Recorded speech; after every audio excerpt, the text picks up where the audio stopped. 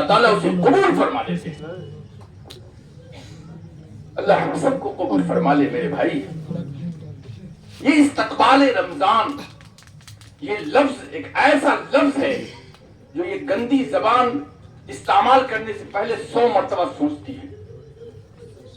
اس لیے کہ ہم اور آپ جو سفر کر رہے ہیں یہ جناب محمد رسول اللہ صلی اللہ علیہ وسلم کے مہینے میں سفر کر رہے ہیں. اب غور کریں ہم سب لوگ کہ ہم لوگوں نے اس مہینے میں اپنے آپ کو کتنا اپنے آپ کو سنوارا ہے احمد مصطفیٰ محمد مصطفیٰ صلی اللہ علیہ وسلم کے پاکیزہ اور نورانی طریقے سے. سب سے پہلی بات تو یہ اپنے احساس کو جگانا ہے اور ابھی بھی وقت ہے عجز و انکساری کرنی ہے بھی کہ ہمارے ہاتھ سے یہ مہینہ بھی جاتا رہا، ہم تو اسی طرح سے رہے جس طرح سے اور مہینوں میں ہم رہتے تھے. ہم سب آقا کے دیوانے اور پروانے ہیں. ہم سے پوچھا جائے آپ صلی اللہ علیہ وسلم نے سب سے زیادہ رمضان کے بعد اگر کسی مہینے میں روزہ رکھا تو اس مہینے میں رکھا. یہ بولنے والا بھی ہے، ہم نے بھی کچھ نہیں کیا ہے. ایسا نہیں کہ آپ لوگوں نے بہت کچھ کیا ہے،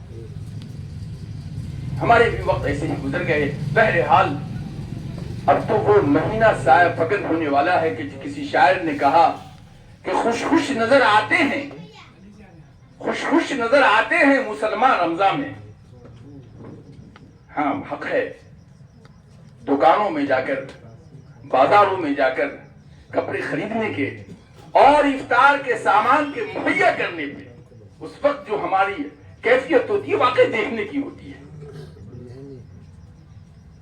لیکن یہ کہاں کہ ہم سب لوگ اس افطار کا انتظام ہم اپنے بھائیوں کے لیے کرنے والے بنے.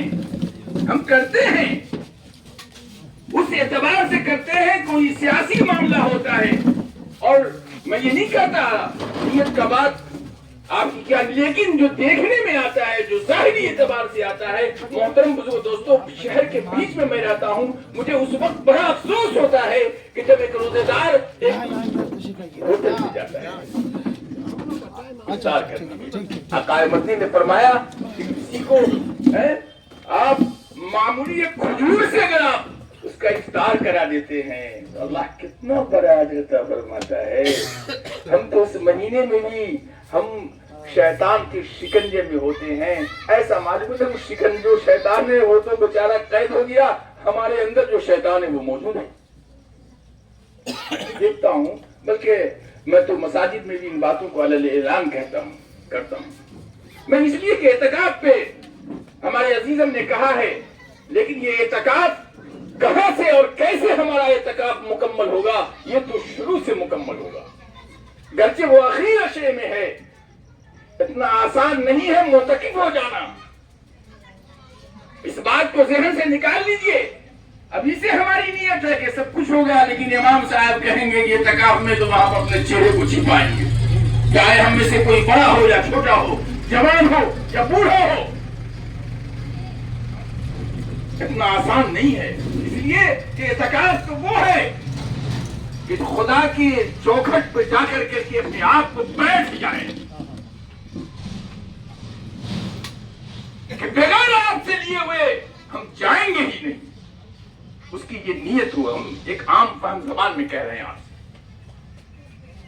حضرت قاری طیب صاحب رحمت اللہ علیہ، میں بتاتا ہوں یہ چوکھٹ پہ بیٹھنے کی بات اور یہ اعتکاف سے جو منسلک یہ باتیں ہیں.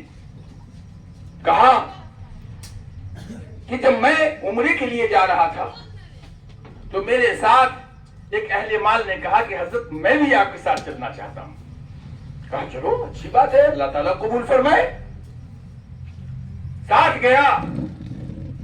جب مدینے پاک میں ہم لوگ پہنچے تو اس کے اندر ایک عجیب و غریب دیوانی آ گئی. میں تو کمرے میں چلا گیا، وہ سامان رکھا، دوڑا ہوا مسجد نبوی کی طرف گیا.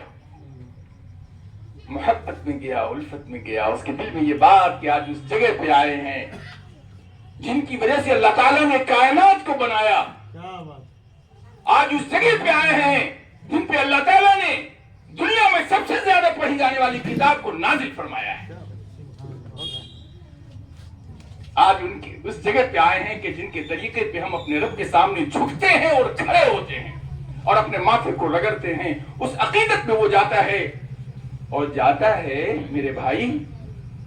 تو انہوں نے لکھا ہے اپنی کتاب میں کہ اس کی عقیدت کا حال یہ کہ وہ نہایت ہی لجاتا ہوا جھکتا ہوا کہ کہیں کوئی بے ادبی نہ ہو جائے اور جاتا ہے وہاں وضو کرتا ہے, نماز ادا کرتا ہے اور قرآن کو پڑھتا ہے. نیت یہ کرتا ہے کہ آج تو قرآن ہم احمد مصطفیٰ محمد مصطفیٰ صلی اللہ علیہ وسلم کو سنا رہے ہیں. کیسی یکسوئی, کہا ایک دم یکسوئی کے ساتھ, اخلاص اور للہیت کے ساتھ اللہ کے کلام کو, اللہ کے نبی کو سنا رہے ہیں.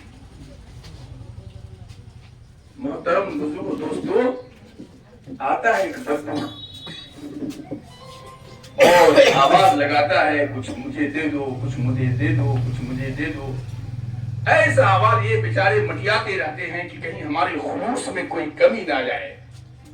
لیکن اس کی آواز ایسی آواز کہ کہا کہ وہ پریشان ہوا اور آنے کے بعد اس کو کچھ دیا اور مسجد نبوی میں اللہ سے دعا کرے اللہ ہم سب کو پہنچائے بھائی,